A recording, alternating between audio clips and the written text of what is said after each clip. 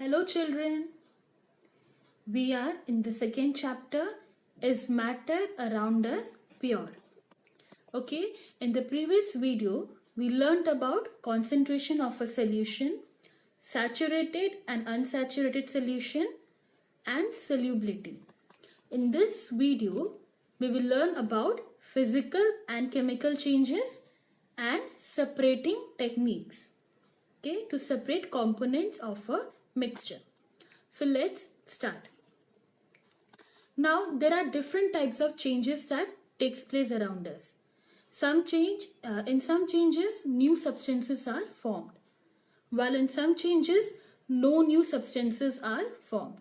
So we can classify changes as physical and chemical changes. Okay, so let us start with physical change. Now if you add some water in ice tray, okay, and keep it in freezer, after some time when we remove the ice tray, we can find that the water solidifies into ice cubes. Now when we keep this ice cube outside for some time, or if we heat this ice cube, what will happen? The ice will melt to form water. Okay, so you can see a change is taking place. There is solid is turning into liquid. Ice is turning into water. Now the second one, when you boil water, okay, the boiling water, you can see that it forms steam, and when we condense this steam, we get the liquid back. So again over here some changes took place, that is steam is changing into liquid. Now from this, how can I say that are these changes physical or not? So let us find out. Changes that are temporary and reversible, those changes are physical changes. In physical changes, the changes are temporary and reversible. Now in case of ice, so when you keep ice outside for some time, it will turn into water, and this water, if we solidify or if we freeze it, it will again turn back to ice. So what is happening? It is reversible. We can reverse water back to ice, and ice can be reversed back to water. So these changes are reversible, and it is not a temporary, it is a permanent change, because we can change the ice back to water.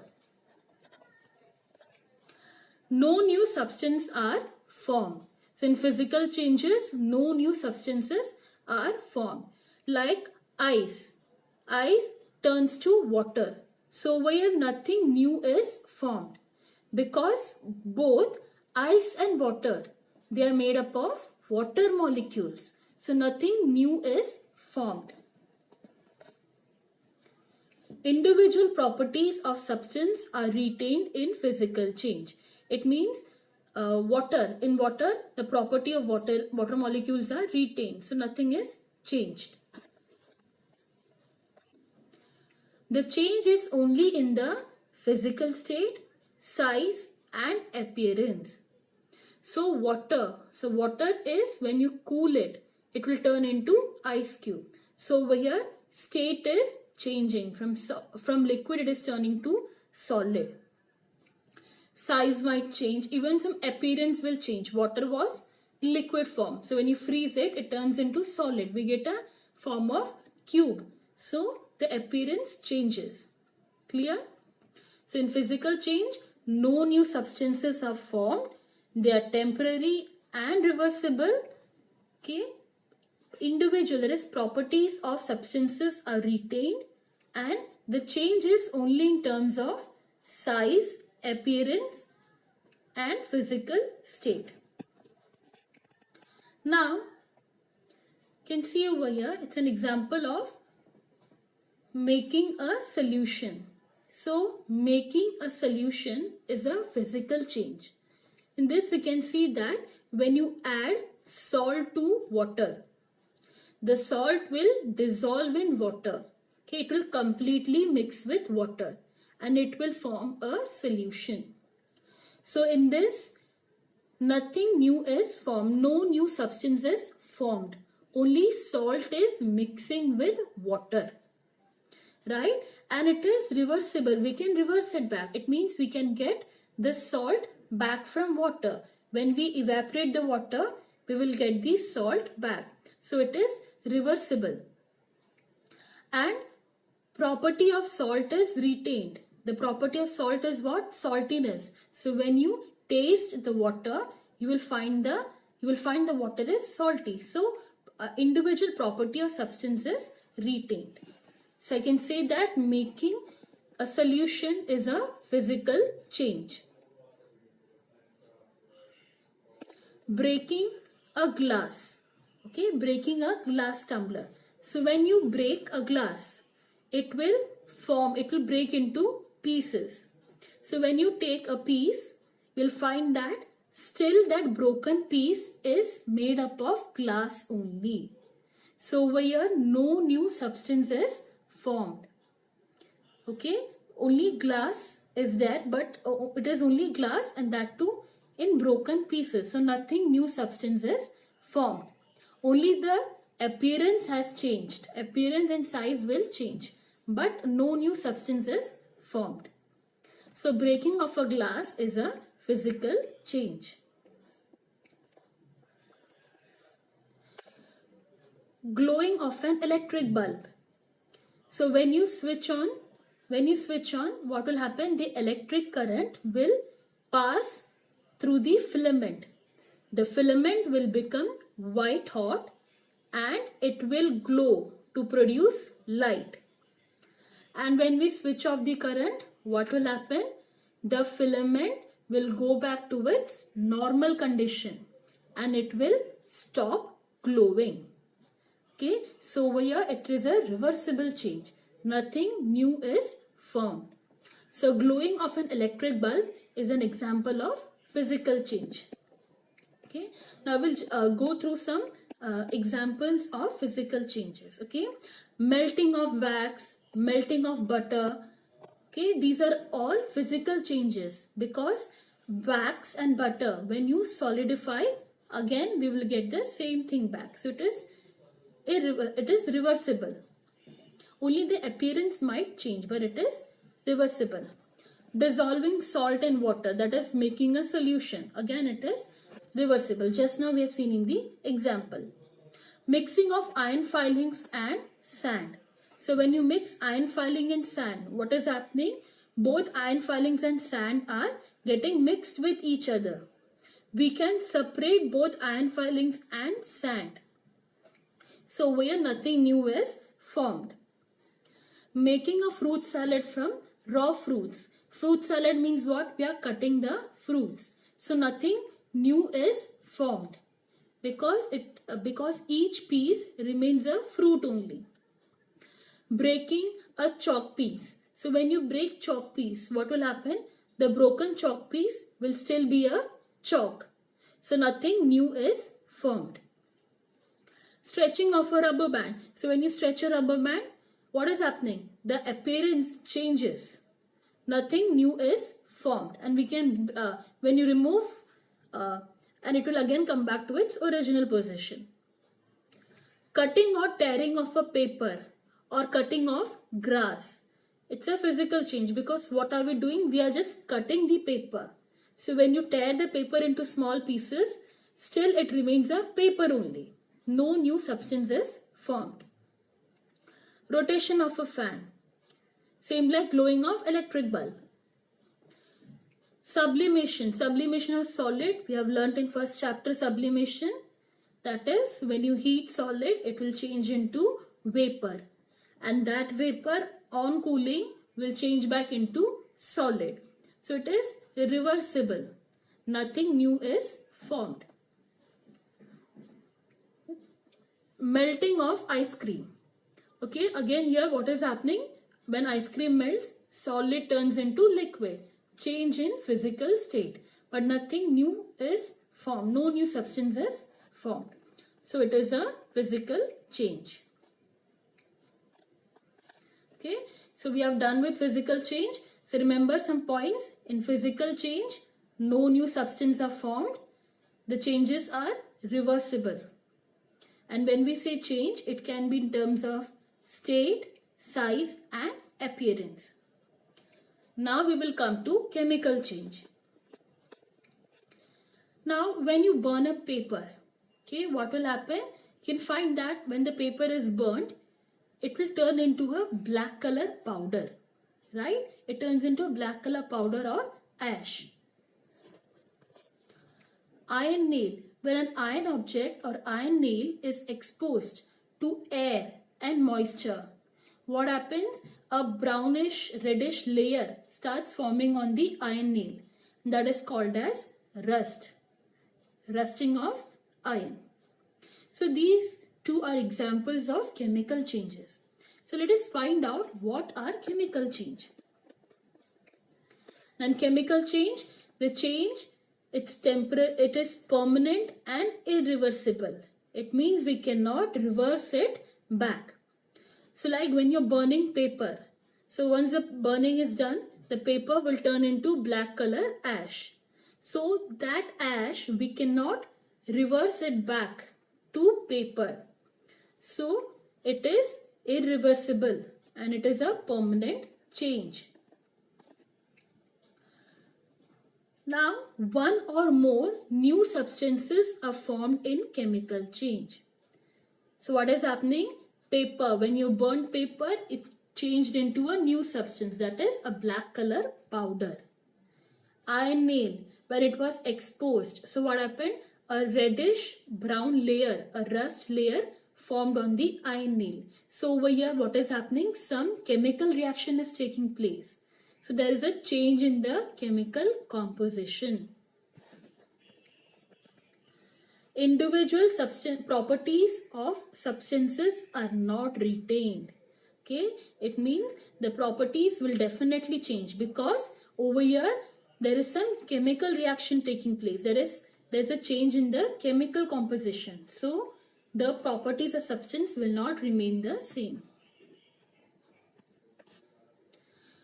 The change is in the chemical composition. Like I said, when you burn paper, it turns into ash. So a different product is formed. Now in this picture you can see it is an example of magnesium ribbon. When you burn magnesium ribbon, so in the first picture you can see when you burn magnesium ribbon, okay, when you place a lighted matchstick near magnesium ribbon, what will happen? It will burn with a bright, dazzling white color light. And once it burns, okay, when the whole magnesium ribbon burns, you get a white color powder. That is magnesium oxide. Clear? So when a magnesium ribbon is burned, okay, after burning, we get a white color powder called magnesium oxide. So in this, what is happening? We get a new substance. That is, from magnesium ribbon, we got a white color powder, that is magnesium oxide. A new substance is formed. And it is irreversible. We cannot reverse it back. We cannot change that white color powder back to magnesium ribbon. Okay. So these are all chemical changes. Now we will see some examples of chemical changes. Okay. Ripening of fruits. Now a raw fruit turning into a ripe fruit. Okay. So in this, a new substance is formed and it is irreversible. We cannot turn that ripe fruit, that is ripe mango, back to raw mango. It is irreversible. Formation of curd. So when curd is formed from milk, right, we get a new substance like curd, and curd and milk both are different from each other. A new product is formed. And we cannot turn this curd back to milk. It is irreversible. Cooking of food. So for cooking food, what we do? We use raw vegetables. So when these raw vegetables are cooked, chemical reaction takes place and that raw food turns into cooked food. We cannot turn this cooked food back into raw food again. Burning of coal, wood or LPG. So when you burn coal or wood, what is happening? Carbon dioxide is given out, water vapor is given out, light is produced. So there's a change in the chemical composition. Growth of a plant. So growth of a plant, what is happening? From a seed, it is growing into a plant. So it is irreversible. We cannot reverse the plant back to seed. Formation of iron sulfide. We have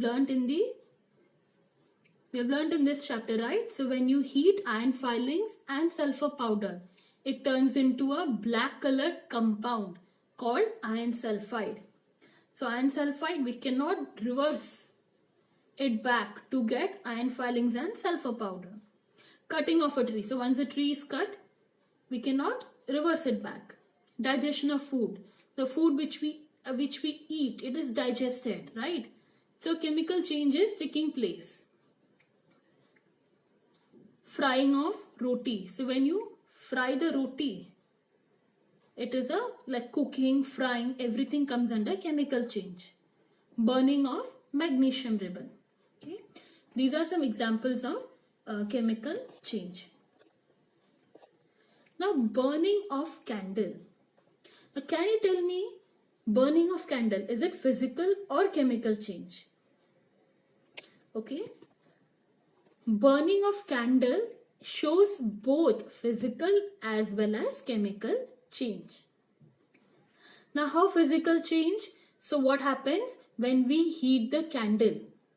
Some of the wax starts melting, and this wax, when you resolidify, it turns back to it. When you cool it, it will resolidify. Clear? So over here what is happening? No new substance is found. Only wax is changing the state from liquid to solid. So melting of wax is a physical change. Now how chemical change? What happens? When you start heating, some of the molten wax, it will vaporize. It will vaporize to form carbon dioxide, water vapor and light. So over here some chemical reaction is taking place. So this comes under chemical change. Is it clear? So burning of candle is both physical as well as chemical change. Now in this you can see difference between physical and chemical change. So in physical change we know no new substances are formed. And in chemical change, of course, one or more new substances are formed. In physical change, it is temporary and reversible. In chemical, it is permanent and irreversible. Individual properties of substance are retained in physical, whereas in chemical, the individual properties are not retained. In physical, the change is in physical state, size and appearance, and in chemical, there's a change in the chemical composition. Okay, I hope you have understood physical and chemical changes. Now we'll come to some of the separating techniques. We know that mixture is an impure substance. It means it is made up of two or more components, and these components are not chemically combined. So we can separate the components. Okay, we can separate the components of a mixture by using different physical methods. Okay, so we'll start with the first method. Now this picture is very familiar. Okay, the first method is separation by sublimation. Just now in the example we have seen sublimation. So sublimation means what? When you heat a solid, it will turn into vapor, and when you cool that vapor, it will turn into solid. Now we know that all solids will not show sublimation. Only few solids like ammonium chloride, iodine, camphor, naphthalene, okay, these solids will only sublime. Now if you have a mixture of salt and ammonium chloride or sand and ammonium chloride, so how can we separate the components? So the components are ammonium chloride and sand. So we know ammonium chlorides sublime. So with the help of sublimation, we can separate them. So what we will do, we will heat the mixture of ammonium chloride and sand or salt. So what will happen? Ammonium chloride will start turning into white color vapors. And when this vapor rises up, and when it comes in contact with the cold wall of the funnel, it will solidify. So once all the ammonium chloride sublimes, what we will get? The sand or salt will be there in the china dish. So in this way we can separate ammonium chloride and salt or sand by the sublimation method. Okay.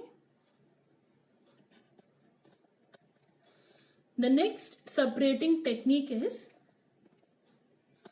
separation by magnet. Okay. Now we know iron. It is attracted by magnet. Now if you have a mixture of iron filings and sand, okay, what will happen? We have a mixture of iron filing and sand. So the components are iron filing and sand. Now how to separate them?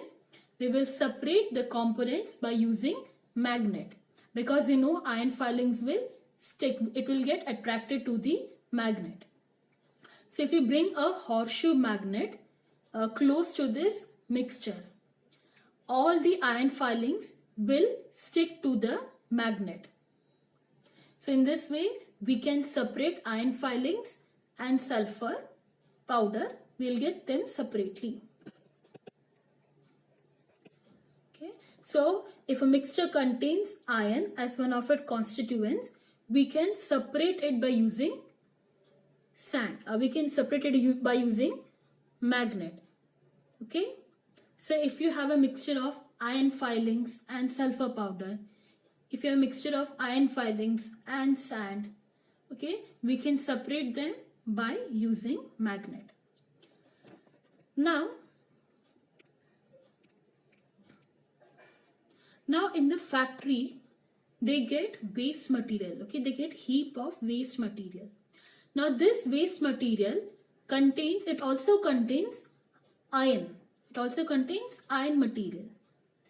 Now this in this factory, they separate the iron materials from the other waste. For separating iron materials or iron waste from the other waste, they use big or huge electromagnet. Now what is electromagnet? Electromagnet is a magnet which works on electric current. Okay, so they place a huge electromagnet on the crane, and this crane is brought near the waste material. So what will happen? All the iron waste will stick or will attract to this electromagnet, and then they can separate the iron waste and the other waste material. Okay. So if the mixture contains iron as a component, we can separate the iron with the help of magnet. The next separating technique is separation by evaporation. We know we can separate, we have just learned we can separate salt from water by evaporation. Now in this you will see how we can separate colored components that are present in a ink. Now ink is a mixture of dye. Dye means D-Y-E. Dye means colored component. So iron is a mixture of dye in water. So by using the technique of evaporation, we can separate this colored component from water. Okay, we know ink, they are of different colors. We have black color ink, we have blue color ink, we have green, red color ink. So all these colors are because of dye that is present in them. Okay, so we will use a technique of evaporation. Now for this, what we will do, we will take a beaker and fill it half with water. Then take a china dish and add some ink. It can be of any color, blue color or black color. So add some ink in the china dish and place the china dish on the mouth of the beaker. Now in this, we are not heating the china dish directly on the flame, because if we do it, the ink, it can burn. Okay, so for that reason we are placing it on a beaker. Now start heating the beaker. What will happen? The water will start boiling to form steam, and this steam will heat the ink present in the china dish. Okay, so as the ink is getting heated, what will happen? The water that is present in the ink, it will start evaporating gradually. And once the water is completely evaporated, we will get solid colored components on the china dish. Okay, so in this way we can separate, okay, we can separate the colored components or dye from ink by the process of evaporation. Okay, I hope you have understood, children, whatever we have learned today. Okay, we have learned about physical and chemical changes, and we learned 3 separating techniques. Okay, I hope you have understood. Thank you.